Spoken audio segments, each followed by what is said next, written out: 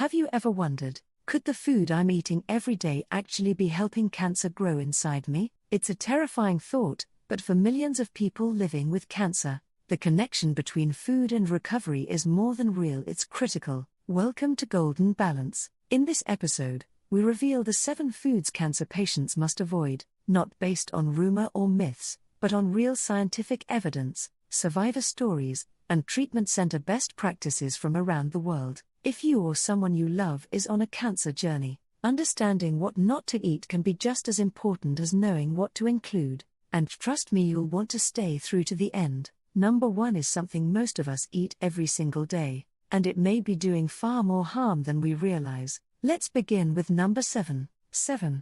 Coffee and caffeinated drinks. Let's start with a staple in many people's daily routines: coffee. While a morning cup may seem harmless, for someone recovering from cancer or undergoing treatment, caffeine can quietly interfere with healing in several key ways. Caffeine, especially from coffee, energy drinks, black tea, and soda, has been shown to disrupt the body's natural production of melatonin. Melatonin is not just a sleep hormone, it plays a crucial role in the immune system's ability to repair and fight abnormal cell growth during nighttime rest. When melatonin levels drop due to afternoon or evening caffeine intake, your body's internal healing processes slow down. Clinical studies have demonstrated that even a single dose of caffeine late in the day can reduce nighttime melatonin production by as much as 40%. That's significant, especially when the body is relying on uninterrupted cellular repair. Many integrative cancer centers advise eliminating caffeine after 12 p.m. to support optimal immune functioning.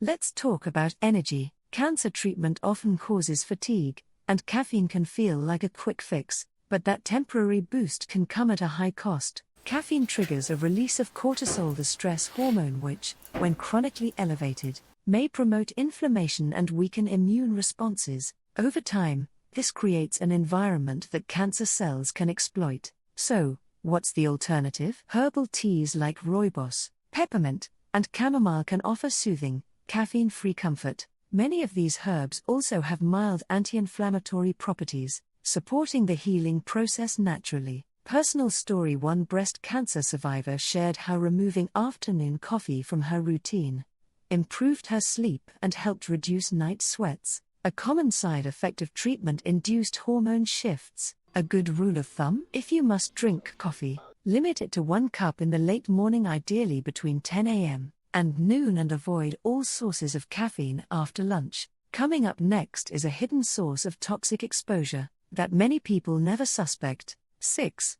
Plastic tea bags and bottled water. You may think your tea habit is healthy, and in many ways, it is, but how you prepare it, and what it's stored in, could be working against your health more than you realize. Many commercial tea brands have switched from traditional paper bags to plastic mesh pyramid bags. These look elegant and hold loose tea leaves, but when steeped in boiling water, they can release billions of microplastics into your cup. A study from McGill University found that just one plastic tea bag could release up to 11 billion microplastic particles and 3 billion nanoplastics. Why does that matter? These plastic fragments are small, enough to pass through your digestive system and into your bloodstream. Once inside your body, microplastics can act as endocrine disruptors, chemicals that interfere with hormone function. They've also been linked to chronic inflammation, oxidative stress, and potentially cancer growth. And it's not just tea bags. Plastic water bottles, especially those exposed to heat or sunlight, leach harmful substances like BPA and antimony. These compounds mimic estrogen in the body and have been shown to promote the proliferation of hormone-sensitive tumors like breast and prostate cancer. Now imagine this: you're drinking herbal tea from a plastic tea bag, poured into a plastic cup, using bottled water that sat in a warm car. That's a triple threat: 3 sources of chemical exposure in one relaxing moment. There are safer alternatives. Look for tea packaged in unbleached paper bags, or better yet, go loose leaf and use stainless steel or glass infusers. When it comes to drinking water, invest in a reusable glass or stainless steel bottle. Filter your tap water if needed, but avoid storing it in plastic, especially under heat. Here's a powerful visual. One study showed that microplastics, from tea bags cause deformities in tiny aquatic animals used in lab tests? If it can deform the biology of a water flea, what might it do to the fragile balance of a healing human body? Small changes like using glass containers or gauze-style tea bags may seem minor, but over time, they reduce your toxic load, a major factor in cancer recovery. And remember, every bit counts. You don't need to be perfect, but being intentional about these choices adds up. Next up, let's talk about something that might be in your medicine cabinet, and why it could be hurting your health more than helping it. 5. Alcohol-based mouthwash. Most people think mouthwash is part of a healthy oral routine. It's marketed as a tool to freshen breath, kill bacteria, and keep your smile bright. But if you're recovering from cancer or trying to reduce your toxic load, alcohol-based mouthwash could be a silent saboteur. Here's why: mouthwash that contains alcohol doesn't discriminate. It kills both bad and good bacteria in your mouth. And your mouth isn't just a gateway to food, it's a gateway to your entire immune system. Your oral microbiome plays a vital role in digestion, immune response, and even respiratory protection. Several large studies have found strong links between frequent use of alcohol-based mouthwash and increased risks of oral, pharyngeal, and esophageal cancers. This is especially true when used more than twice a day. The alcohol content not only dries out the mucous membranes, which are part of your immune defense, but also increases the permeability of the mouth lining, making it easier for carcinogens to enter.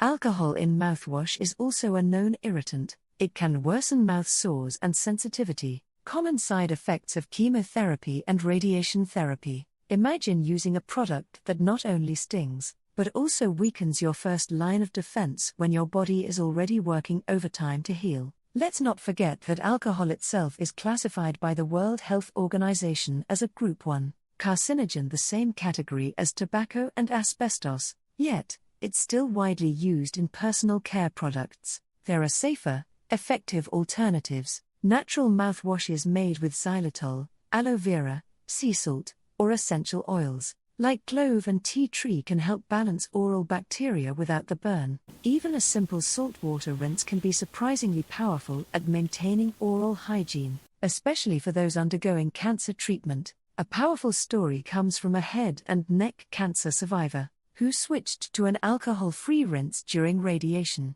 Not only did she experience less pain and dryness, but her recovery was faster, and her doctors noted fewer oral complications. If you're using an alcohol-based mouthwash today, consider reading the label and making the switch. Your mouth is a vital part of your healing journey, and how you care for it matters. Coming up next, we move from personal care to the kitchen, and dive into a food category that many people love, but may be loaded with cancer-fueling ingredients. 4.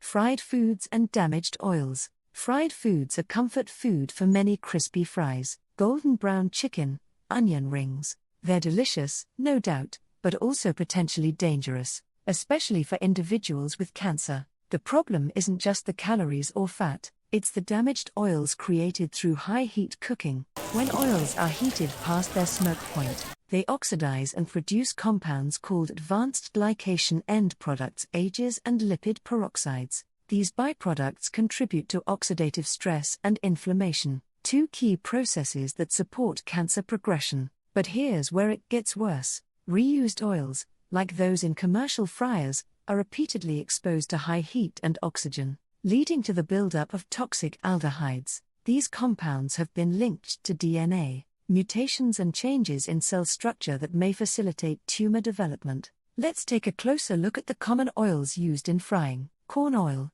soybean oil, canola oil. While cheap and shelf-stable, they're high in omega-6 fatty acids. When consumed excessively and in imbalance with omega-3s, omega-6s promote chronic inflammation, the kind that can feed cancer cells.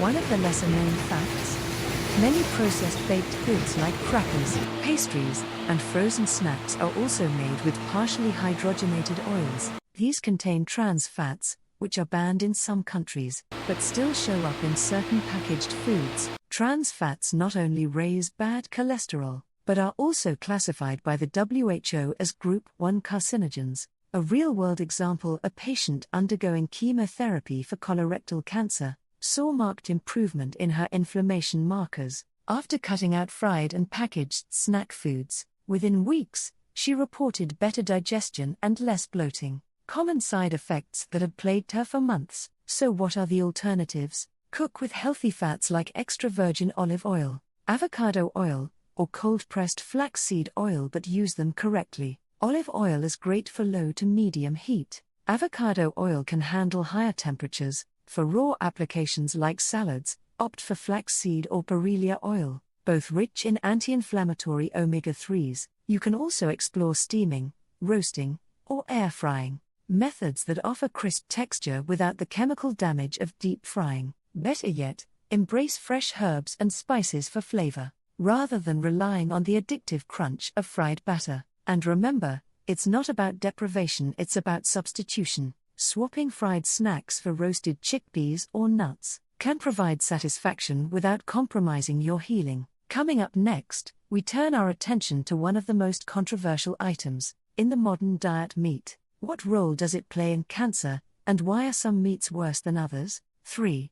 Red and processed meats. Meat has been a part of the human diet for thousands of years, but not all meat is created equal. For individuals battling cancer, understanding the difference between red, white, and processed meats and how they interact with the body is essential. Let's start with red meat. This category includes beef, pork, lamb, and goat. What makes red meat risky for cancer patients is not just the fat content, but the presence of heme iron, a compound that gives red meat its color. While iron is necessary for bodily functions, heme iron in excess has been shown to catalyze the formation of N-nitroso compounds, which are carcinogenic. Studies from the World Health Organization and the American Institute for Cancer Research have consistently linked high red meat consumption with increased risks of colorectal, pancreatic, and prostate cancers. And the more frequently red meat is consumed, especially when cooked at high temperatures, the greater the risk. Now let's talk about processed meat: bacon, ham, sausages, deli meats, jerky. These are meats that have been preserved through smoking, curing, salting, or the addition of preservatives. One major concern is sodium nitrite, a common additive that helps meat maintain its color and shelf life. When digested, nitrites can form nitrosamines, compounds that have been directly linked to cancer in numerous animal and human studies. The International Agency for Research on Cancer, IARC, classifies processed meats as Group 1 carcinogens, the same category as asbestos and tobacco. That doesn't mean eating a hot dog equals smoking a pack of cigarettes, but the cumulative effect over time is something to seriously consider. Let's consider portion sizes. In one long-term European study, people who ate 50 grams of processed meat daily, roughly one slice of bacon and half a sausage, had a 20% higher risk of developing colorectal cancer than those who consumed less. For cancer patients, reducing or eliminating processed meats is often one of the first dietary changes doctors recommend. Why? Because many of these meats are also high in saturated fats, which contribute to inflammation, a known cancer promoter. But what about protein? It's a common misconception that meat is the only or best source. In truth, legumes, tofu, lentils, tempeh, chia seeds, hemp seeds, and even whole grains like quinoa provide ample protein without the risk factors associated with meat. These foods also bring fiber, antioxidants, and plant-based compounds that support immune function and reduce inflammation. Take, for example, the experience of a prostate cancer survivor who transitioned to a mostly plant-based diet. Within months, his PSA levels stabilized, his cholesterol dropped, and he reported improved energy and digestion. Though anecdotal, his case mirrors broader trends observed in lifestyle medicine. If giving up meat entirely feels too drastic, consider this approach. Start with meatless Mondays, reduce portion sizes, and choose white meats like organic chicken or turkey when you do eat meat. Focus on preparation methods to avoid charring or grilling meat at high temperatures, which can produce carcinogenic compounds like heterocyclic amines, HCAs, and polycyclic aromatic hydrocarbons (PAHs). The bottom line? Red and processed meats have been clearly linked to cancer risk. Reducing or replacing them in your diet is a powerful, proactive step in your healing journey. Next, we turn our attention to something many people think is healthy, but for cancer patients, it might not be. 2.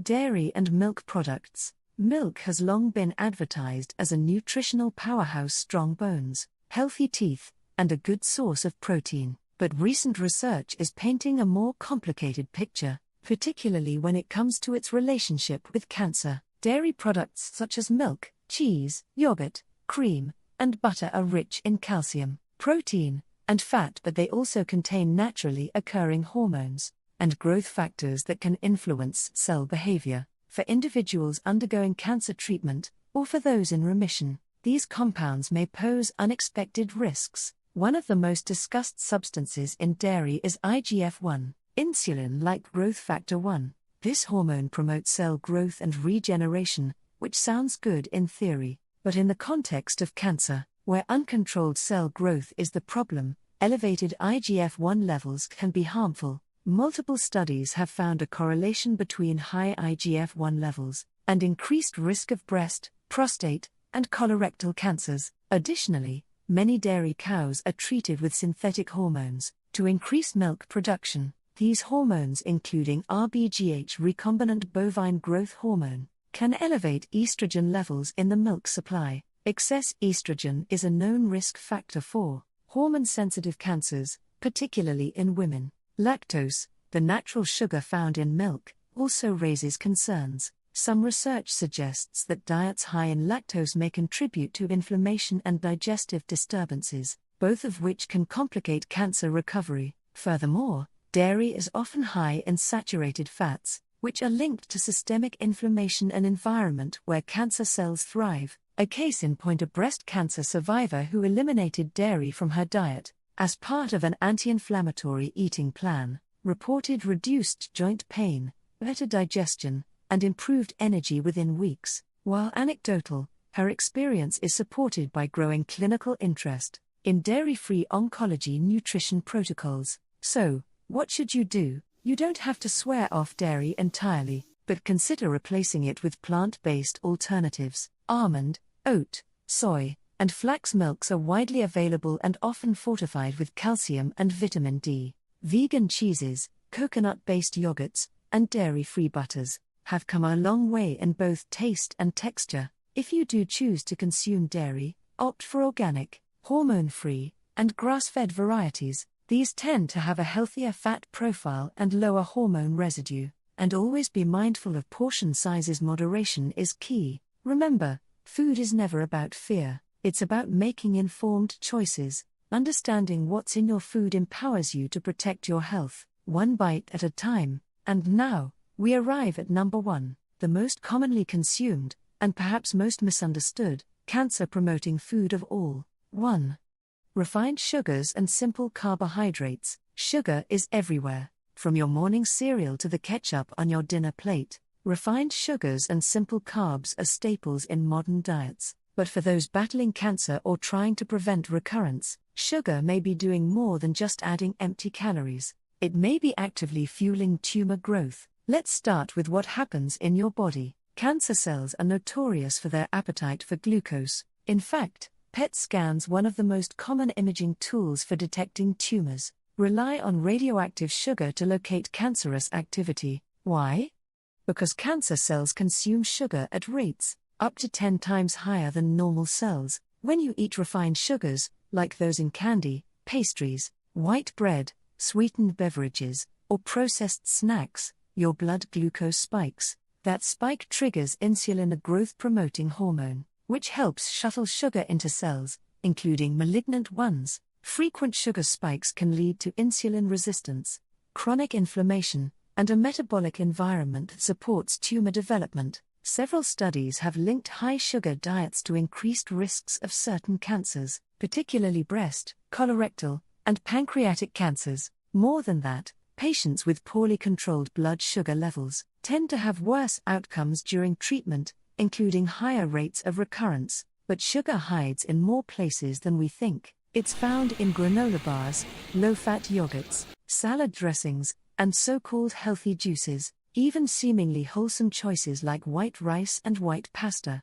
quickly break down into glucose, flooding the bloodstream. One study showed that reducing carbohydrate intake by 40% in lab mice slowed tumor growth by nearly 50%. That's a dramatic result and one that has inspired many cancer nutritionists to incorporate low glycemic or ketogenic approaches into treatment plans. Does that mean you should never eat fruit or carbs again? Not necessarily. The key is choosing complex carbohydrates, those rich in fiber, like quinoa, brown rice, legumes, and sweet potatoes. These foods release glucose more slowly and help maintain balanced blood sugar levels.